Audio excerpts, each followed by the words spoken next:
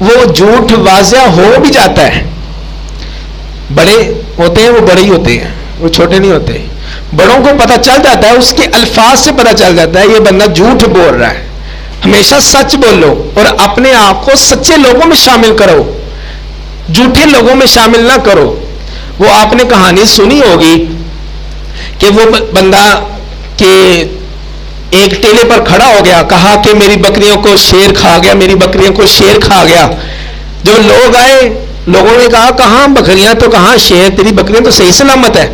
کہا کہ میں نے نا مذاق کیا. پھر اس کے بعد اگلا دن ہوا تو پھر اس نے کہا کہ میری بکریوں کو شیر کھا گیا, میری بکریوں کو شیر کھا گیا. لوگ پھر سوٹے وغیرہ لے کر آئے, ڈنڈے لے کر آئے, اس کے شیر کو مارتے ہیں. جب دیکھا وہ جو بکریاں بھی اس کی صحیح سلامت تھی, شیر آیا کوئی نہ. تو کہا کہ آپ کی بکریاں تو صحیح سلامت ہیں, شیر تو آیا کوئی نہیں. کہا کہ میں نے مذاق کیا. پھر کہتا میں نے مذاق کیا. تیسرا دن پھر ہوا, تیسرے دن حقیقی طور پر شیر آ گیا, بھیڑیا آ گیا, اس کی بکریوں کو کھانے لگا, اس کو نوچنے لگا, اس کی چیر پھاڑ کرنے لگا. اس نے پھر آواز لگائی, علاقے والوں, گاؤں والوں, میری بکریوں کو شیر آ گیا, شیر نے میری بکریوں کو زخمی کیا ہے, جلدی آؤ مجھے بچاؤ, میری بکریوں کو بچاؤ. تو لوگوں کے اندر پتا تھا یہ بندہ جھوٹ بولتا ہے, یہ بندہ مذاق کرتا ہے. جب ہم اس کے پاس جاتے ہیں, اپنا کام کاج چھوڑ کر جاتے ہیں, یہ بندہ مذاق کر رہا ہے. جھوٹ کی سزا پھر اس کو ملی, اس کی ساری بکریوں کو شیر بگیریا کھا گیا. فرمایا کہ جب بندہ انسان جھوٹ بولتا ہے تو انسان کو دنیا کے اندر سزا ملتی ہے. پھر اس کے بعد اس نے توبہ کی کہ آئندہ میں نے جھوٹ نہیں بولنا. اتنا نقصان ہوا, نقصان کروانے کے بعد انسان توبہ کرے, اس سے بہتر یہ ہے. اور دوسری بات یہ ہے, انسان کسی کو دیکھ کر عبرت حاصل کرے. یہ نہیں کہ اپنے ساتھ واقعہ ہو تو پھر انسان کو سمجھائے. ایک بندے کے ساتھ واقعہ ہو گیا نا تو وہ آپ نہ کرو. امام حسن بصری رحمت اللہ علیہ سے کسی نے پوچھا کہ آپ بڑے سیانے ہو, اتنے سیانے کیسے ہو گئے؟ کہا کہ میں کملے لوگوں سے سیانا ہوا ہوں, پاگل لوگوں سے سیانا ہوا ہوں. وہ کہے وہ کیسے؟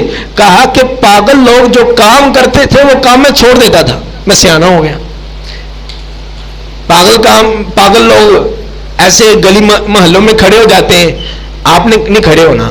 وہ گندے کپڑے پہنتے ہیں, آپ نے گندے کپڑے نہیں پہننے. وہ اپنے ہاتھوں کو ایسے گندی حرکتیں کرتے ہیں, وہ آپ نے نہیں کرنا. یعنی کہ جو کام لوگ برے کرتے ہیں جن کی وجہ سے ان کے گھروں میں شکایتیں جاتی ہیں, وہ کام آپ نے نہیں کرنے, آپ سیانے ہو جاؤ گے. تو برے گندے لوگ جھوٹ بولتے ہیں, اپنی ماں کے سامنے بھی جھوٹ, قاری صاحب کے سامنے بھی جھوٹ, استاد کے سامنے بھی جھوٹ. اللہ کا قرآن کہتا ہے سورۃ الاحزاب آیت نمبر 70 کے اندر, وَقُولُوا قَوْلًا سَدِيدًا, لوگوں سیدھی سیدھی بات کیا کرو, بات کے اندر جھوٹ شامل نہ ہو. یہ لکھ لیا.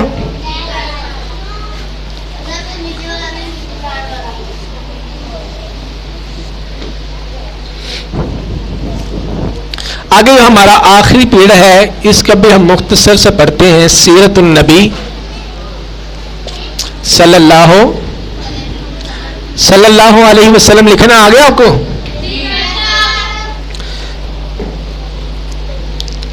ہم مدنی دور پڑھ رہے تھے. مدنی دور کے اندر ہم کہاں تک پڑھا تھا؟ غزوہ احد تک. آپ سے پوچھ لیں, سوال کر لیں, کل کا یاد کیا ہوگا. نبی کریم صلی اللہ علیہ وسلم کے نبوت سے 40 سال پہلے کا بھی ہم نے پڑھ لیا, مکی دور بھی پڑھ لیا. اب مدنی دور کے اندر آ گئے. مدنی دور کے اندر مدینہ جو شہر ہے, اس کا پہلے نام کیا تھا؟ یثرب. نبی کریم صلی اللہ علیہ وسلم نبی کریم صلی اللہ علیہ وسلم جب مدینہ میں داخل ہوئے, کس بستی میں پڑاؤ ڈالا؟ کیوں نہیں لکھا؟ نہیں اپنے کیوں نہیں یاد کیا؟ بعد میں یاد کیا کرو نا. منیبا بتاؤ, کس بستی کے نے پڑاؤ ڈالا سب سے پہلے آ کر مدینہ میں؟ قبا میں. شاباش. آپ قبا کے اندر آئے تو کس دن آئے؟ ابو رارا کی پانی جوگا آپ کو آتا ہے؟ سوموار کا دن تھا. اس کے بعد نبی کریم صلی اللہ علیہ وسلم کس کے گھر میں قیام کیا؟ کس کے گھر میں قیام کیا؟ ہاتھ کھڑا کریں. حضرت ایوب انصاری کے گھر میں. نبی کریم صلی اللہ علیہ وسلم کے مدینہ کے اندر سب سے بڑا منافق کون تھا؟ آتا ہے؟ نہیں آتا؟ ہاں منافق عبداللہ بن ابی. بیٹھو. غزوہ بدر کب ہوا؟ احسان کیوں نہیں پتا؟ کل نہیں آیا. غزوہ بدر منیبا شاباش. اس میں مسلمانوں کی تعداد کتنی تھی؟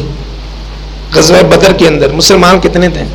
313. کافر 1000. غزوہ احد کب ہوا؟ 3 ہجری میں. اور کون سی؟ 11 شوال کو. اور اسی طرح اس جنگ میں مسلمانوں کی تعداد کتنی تھی؟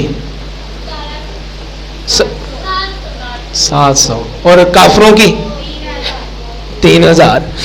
آج ہم پڑھتے ہیں نبی کریم صلی اللہ علیہ وسلم کے مدنی دور کے اندر 6 ہجری کو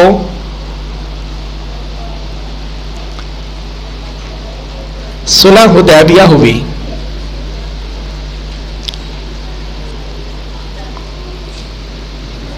صلح حدیبیہ ہوئی. صلح حدیبیہ کیوں ہوئی؟ اس کا مقصد کیا تھا؟ نبی کریم صلی اللہ علیہ وسلم کو خواب آیا کہ میں نے خانہ کعبہ کا طواف کیا ہے اپنے امتیوں کے ساتھ، صحابہ اکرام کے ساتھ.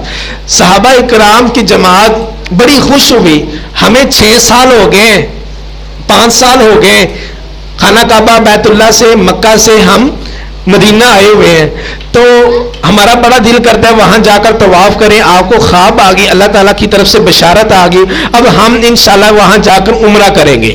نبی کریم صلی اللہ علیہ وسلم نے فرمایا کہ ہم اب اگلے سال جائیں گے. 6 ہجری کو آپ نے حدیبیہ کے مقام پر وہاں پر آپ نے پڑاؤ ڈالا. پہلے آپ مزدلفہ آئے. مزدلفہ سے آپ نے جب لوگوں کو قریش مکہ کو پتہ چل گیا، آپ ایک خفیہ رستے سے حدیبیہ کے مقام پر پہنچے. وہاں ایک درخت تھا، درخت کے نیچے آپ نے پڑاؤ ڈال لیا. وہاں پر آپ نے ایک صحابی کو بھیجا کہ جاؤ مکہ کے حالات کا جائزہ لو. جب مکہ کے حالات کا جائزہ لینے گئے، اس مکہ والوں کو پہلے پتہ چل گیا تھا کہ مسلمانوں کا لشکر آ رہا ہے، مسلمان آ رہے ہیں. انہوں نے اس کو مارنا شروع کیا، اس کی سواری بھی زخمی کر دی. وہ صحابی کہتے ہیں میں بڑی مشکل سے بچ کر واپس آیا. نبی کریم صلی اللہ علیہ وسلم کے پاس پھر کافروں کی طرف سے ایک بندہ آیا. وہ کہتا ہے کہ آپ یہاں سے چلے جائیں. نبی کریم صلی اللہ علیہ وسلم فرماتے ہیں میرے ساتھ کچھ مذاکرات کرو، میرے ساتھ کوئی بات چیت طے کر لو. اب اگر آپ اجازت نہیں دیتے ہم اگلے سال آ جائیں گے. میرے ساتھ کوئی مذاکرات کا، ہم نے مذاکرات بھی نہیں کرنے، آپ کو مکہ میں آنے کی کوئی اجازت نہیں ہے. نبی کریم صلی اللہ علیہ وسلم نے حضرت عثمان رضی اللہ تعالی عنہ کو مکہ میں بھیجا. حضرت عثمان زمانہ جاہلیت کے اندر کافروں کے سردار تھے، بڑے مالدار تھے. جب حضرت عثمان کو انہوں نے دیکھا تو انہوں نے حیا کیا. حضرت عثمان سے حیا تو فرشتے بھی کرتے ہیں، اللہ بھی کرتے ہیں، کافر بھی کرتے ہیں. فرمایا کہ حضرت عثمان آپ ہمارے دوست بھی ہیں، خانہ کعبہ کا طواف آپ اکیلے کر لو. فرمایا یہ کیسے ہو سکتا ہے؟ میں عثمان نبی کے بغیر طواف کر لوں، میں امتی نبی کے بغیر طواف کر لوں؟ ایسا نہیں، عثمان نہیں کر سکتا. فرمایا کہ آپ اگر اجازت دو گے حضرت محمد صلی اللہ علیہ وسلم مکہ کے اندر آئے طواف کریں، میں تب طواف کروں گا. کہا کہ ہم نہیں کرتے. حضرت عثمان ابھی تک حدیبیہ کے مقام نہیں پہنچے تھے، حدیبیہ کے مقام پر نہیں پہنچے تھے، لیکن اطلاع یہ مل گئی تھی کہ آپ کو شہید کر دیا گیا ہے. نبی کریم صلی اللہ علیہ وسلم کو اس بات پر غصہ آیا کہ میرا سفیر ہے، حضرت عثمان میں سفیر بنا کر بھیجا ہوں، اور سفیر کا یہ قانون تھا کہ سفیر کو قتل نہیں کیا جاتا۔ حضرت عثمان کو شہید ہونے کی اطلاع نبی کریم صلی اللہ علیہ وسلم نے اس بات میں صحابہ سے مشورہ کیا، اب آپ کی کیا رائے ہے؟ ہم مکہ والوں پر چڑھائی کرتے، مکہ والوں کے ساتھ جنگ کرتے؟ 1400 صحابہ تھے حدیبیہ کے مقام پر، 1400 صحابہ تھے، تو 1400 صحابہ نے اس بات پر طے کیا کہ ہم حضرت عثمان کے قتل کا، ان کی شہادت کا بدلہ لیں گے۔ نبی کریم صلی اللہ علیہ وسلم نے اپنے دائیں ہاتھ کو بڑھایا، صحابہ کرام دائیں ہاتھ اپنا نبی کریم صلی اللہ علیہ وسلم پر رکھتے رہے، بیعت کرتے رہے۔ اللہ تعالیٰ نے اس واقعے کو قرآن کے اندر ذکر کیا، فرمایا لقد رضی اللہ عن المؤمنین اذ یبایعونک تحت الشجرہ، اللہ تعالیٰ ان سے راضی ہو چکا جو درخت کے نیچے انہوں نے بیعت کی۔ اللہ تعالیٰ نے رسول اللہ صلی اللہ علیہ وسلم نے اپنے دوسرے ہاتھ کو اس ہاتھوں کے اوپر رکھا، فرمایا یہ ہاتھ حضرت عثمان کا ہاتھ ہے۔ مراد یہ کہ مزید مسلمانوں کے اندر ولوا اور جوش دلانا تھا، اور دوسرا پکی بات بھی نہیں تھی نا کہ حضرت عثمان شہید کر دیے گئے کہ نہیں کر دیے گئے، اطلاع تو ملی تھی۔ فرمایا تب یہ واقعہ ہوا، اس وقت یہ 1400 تعداد تھی، پھر کافروں نے یہ واقعہ منظر خفیہ رستوں سے دیکھ لیا۔ جب ان کو یہ پتہ چل لیا مسلمان اس بات پر پرعزم ہو چکے ہیں، وہ مکہ میں آنا چاہتے ہیں اور ہم پر جہاد کرنا چاہتے ہیں، ہمیں قتل کرنا چاہتے ہیں، انہوں نے کہا کہ جاؤ ایک اب سفیر کو بھیجو، ان کے ساتھ مذاکرات کر لو۔ یہ صلح حدیبیہ کے اندر جو مذاکرات ہوئے یہ مشرکان مکہ سے ہوئے تھے، مشرکین مکہ سے ہوئے تھے۔ پھر فرمایا کہ مذاکرات کیے جائے۔ وہ بندہ آیا، کہا کہ محمد صلی اللہ علیہ وسلم آپ ہمارے ساتھ جنگ نہ کرو، ہم کوئی مذاکرات کر لیتے ہیں۔ فرمایا کہ نبی کریم صلی اللہ علیہ وسلم نے فرمایا کہ اوپر بسم اللہ لکھو، بسم اللہ لکھ دیا گیا۔ فرمایا کہ آگے لکھو محمد الرسول اللہ من جانب محمد الرسول اللہ۔ یہ خط لکھنے کا ایک طریقہ ہے، پہلے بسم اللہ لکھنی چاہیے، اس کے بعد جس بندے کی طرف سے ہو رہا ہے اس بندے کا نام لکھنا چاہیے۔ فرمایا کہ من جانب رسول اللہ، کہا کہ ہم آپ کو اللہ کے رسول مانتے ہی نہیں ہیں، ادھر لکھے من جانب محمد بن عبداللہ، آپ عبداللہ کے بیٹے محمد، بس اتنا لکھو۔ اگر ہم آپ کو رسول مان لیتے ہیں تو پھر جنگ کیسی؟ ہم آپ کو رسول نہیں مانتے۔ نبی کریم صلی اللہ علیہ وسلم نے حضرت علی کو فرمایا کہ رسول اللہ کو ختم کر کے بن عبداللہ لکھ دو۔ حضرت علی فرماتے ہیں کہ آقا اس ہاتھ نے رسول اللہ لکھ دیا ہے تو یہ ہاتھ رسول اللہ کو مٹا نہیں اب سکتا، یہ ہاتھ اب رسول اللہ کے لفظ کو مٹا نہیں سکتا۔ رسول اللہ صلی اللہ علیہ وسلم کو اللہ کی طرف سے حکم تھا کہ آپ نے یہ سلو لازمی کرنی ہے۔ فرمایا کہ وہ رسول اللہ کے لفظ کو ختم کر کے بن عبداللہ لکھ دیا۔ پھر انہوں نے یہ کہا اس سال آپ واپس چلے جائیں، اگلے سال آپ آئیں۔ اگلے سال جب آپ نے آنا ہے آپ کے پاس تلوار نہیں ہوگی، صرف نہ آپ کے پاس جنگی ساز و سامان ہوگا، جو تلوار آپ لے کر آؤ گے اپنی حفاظت کے لیے وہ بھی آپ کی میان کے اندر ہوگی، ننگی تلوار نہیں ہوگی۔ آپ نے جب مکہ کے اندر داخل ہونا ہے اپنی تلوار کو آپ نے نکالنا بھی نہیں ہے، یہ بات ایگری ہوگی۔ دوسری شرط یہ رکھی کہ اگر مکہ سے مدینہ کے اندر کوئی بندہ آ جاتا ہے آپ نے واپس مکہ بھیجنا ہے، اگر مدینے کا کوئی بندہ مکہ چلا جاتا ہے ہم نے آپ کو واپس نہیں کرنا، ممکن نہیں، یہ شرط ہے۔ نبی کریم صلی اللہ علیہ وسلم فرماتے ہیں ٹھیک ہے۔ حضرت عمر رضی اللہ تعالیٰ عنہ فرماتے ہیں یا رسول اللہ یہ تو شرط ہمارے خلاف ہے، ہمارا بندہ جائے وہ واپس نہیں کریں گے، ان کا بندہ آئے گا ہم واپس کریں گے۔ نبی کریم صلی اللہ علیہ وسلم نے فرمایا انی رسول اللہ۔ حضرت عمر رضی اللہ تعالیٰ ٹھنڈے پڑ گئے کہ میں اللہ کا رسول ہوں، عمر تو کیوں بول رہا ہے؟ فرمایا میں اللہ کا رسول ہوں۔ فرمایا کہ آپ کے ساتھ جو قبیلے آپ کے ساتھ اتحاد کریں گے ہم ان کو کچھ نہیں کہیں گے، جو ہمارے ساتھ اتحاد کریں گے ہم ان کو بھی کچھ نہیں کہیں گے۔ نبی کریم صلی اللہ علیہ وسلم فرماتے ہیں ٹھیک ہے۔ یہ باتیں طے ہو گئی۔ مسلمانوں کو حکم دیا کہ آپ واپس چلے جائیں. نبی کریم صلی اللہ علیہ وسلم نے فرمایا کہ اپنی قربانیوں کو یہاں قربان کر دو اور حلق کروا لو, یعنی کہ ٹینڈ کروا لو. اس کے بعد ہم یہاں سے حدیبیہ سے واپس مدینہ کو جاتے ہیں. مدینہ چلے گئے. اس کے بعد اللہ تعالیٰ نے اس سنو کے بعد قرآن پاک کی سورت کو نازل کیا, انا فتحنا لک فتحا مبینا, ہم نے آپ کو واضح فتح عطا فرما دی. صحابہ کرام کہتے ہیں شرائط ساری کافروں کی مانی گئی. اللہ تعالیٰ نے یہ آیت کو کیسے نازل فرمایا؟ نبی کریم صلی اللہ علیہ وسلم 2 سال گزرنے کے بعد فرمایا کہ اس کی تفسیر آپ دیکھ لو گے. جو قبیلے کافروں کے ساتھ جڑے تھے اور کچھ قبیلے مسلمانوں کے ساتھ جڑے تھے, تو کافر ایک مسلمان کا قبیلہ تھا اور ایک ادھر کافروں کا قبیلہ. کافروں کے قبیلوں نے مسلمان کے جو اتحادی قبیلہ تھا اس پر حملہ کیا. جب اتحادی قبیلے پر حملہ ہوا, انہوں نے اطلاع رسول اللہ کو دی, اور اس کے اندر کافر مشرک مکہ والے وہ بھی ملوث تھے. نبی کریم صلی اللہ علیہ وسلم نے فرماتے ہیں آپ نے اگر اتحاد توڑنا ہے تو توڑ لو. کہا کہ محمد صلی اللہ علیہ وسلم ہم اتحاد توڑ دیتے ہیں. نبی کریم صلی اللہ علیہ وسلم نے فرماتے ہیں ٹھیک ہے, یہ 8 ہجری کا واقعہ ہے. 8 ہجری کو اتحاد, سنو, اتحاد ختم ہو گیا.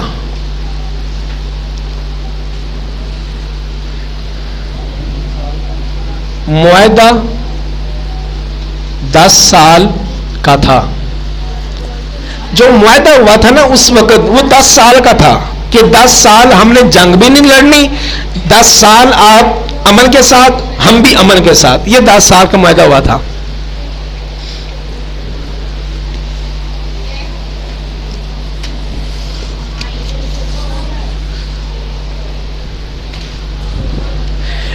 یہ جو معاہدہ ہوا تھا یہ مسلمانوں کی طرف سے نہیں ٹوٹا تھا, یہ مشرکین مکہ کی طرف سے ٹوٹا تھا. پھر نبی کریم صلی اللہ علیہ وسلم نے مدینہ سے نکلے فتح مکہ کے لیے. اب مکہ پر کیونکہ انہوں نے ہمارے اتحادی مسلمانوں پر اور ہمارے اتحادی قبیلے پر حملہ کیا, ہم نے اس کا بدلہ لینا ہے یہ مسلمانوں کے اندر. پھر یہ مدینہ سے نکلے, مکہ کے گرد پڑاؤ ڈال لیا. اتنا پڑاؤ ڈالا کہ پورے مکہ کو گھیر لیا. نبی کریم صلی اللہ علیہ وسلم نے فرمایا جب رات ہوئی نا, کہا کہ اپنے خیمے کے باہر ہر بندہ آگ جلائے.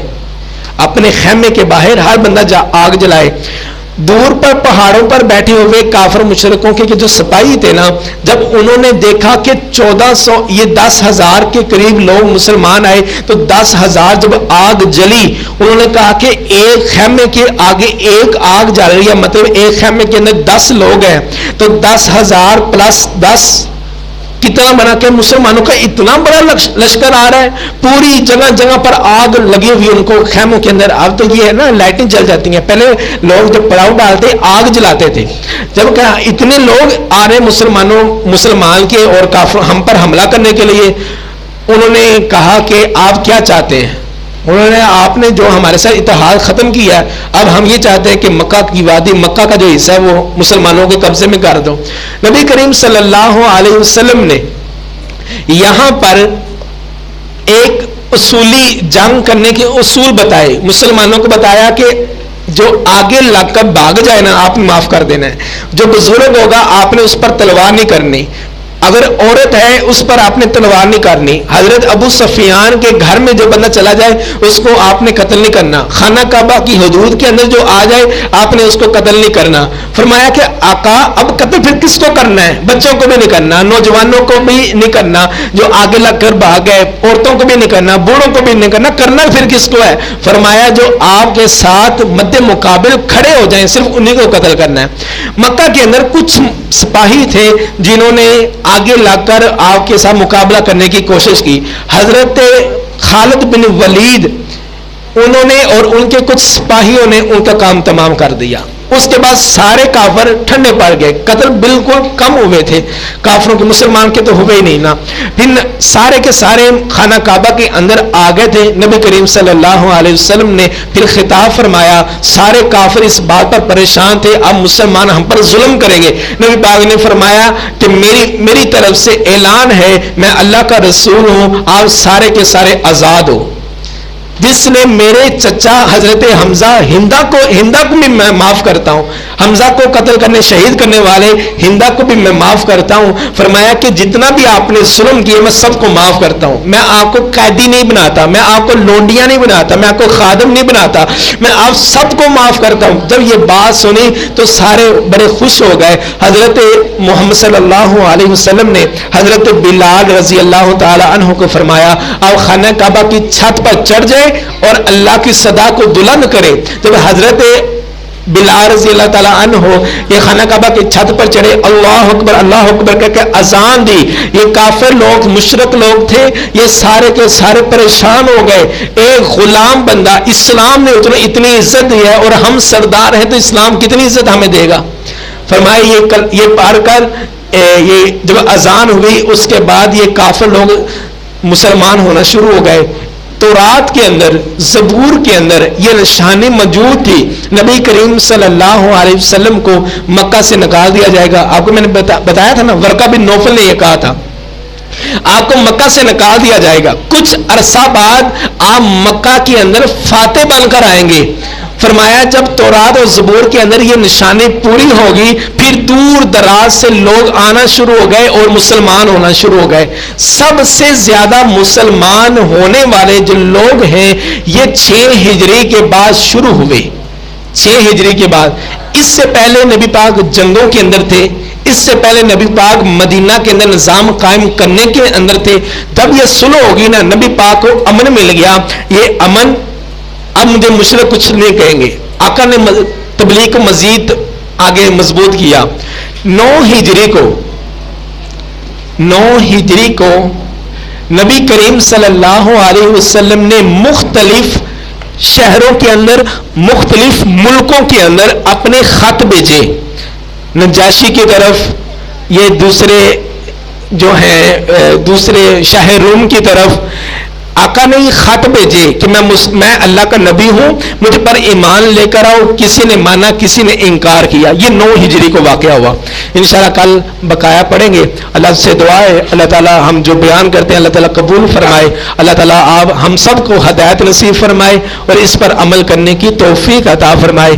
ہمارے دل کے اندر جو نیک تمنائیں ہیں اللہ تعالیٰ پوری فرمائے. اس عمال کو اللہ تعالیٰ صدقہ جاریہ بنا کر ہمارے لیے ذریعہ آخرت بنائے. اللہ تعالیٰ ہماری بھی اصلاح فرمائے، ہمارے والدین کی بھی، اور اس پورے علاقے کی اصلاح فرمائے. ہم سب کو مواحد بنائے، اللہ والا بنائے، قرآن والا بنائے، سنت والا بنائے. وما علینا الا البلاغ المبین. مجلس کفارہ کی دعا پڑھتے ہیں.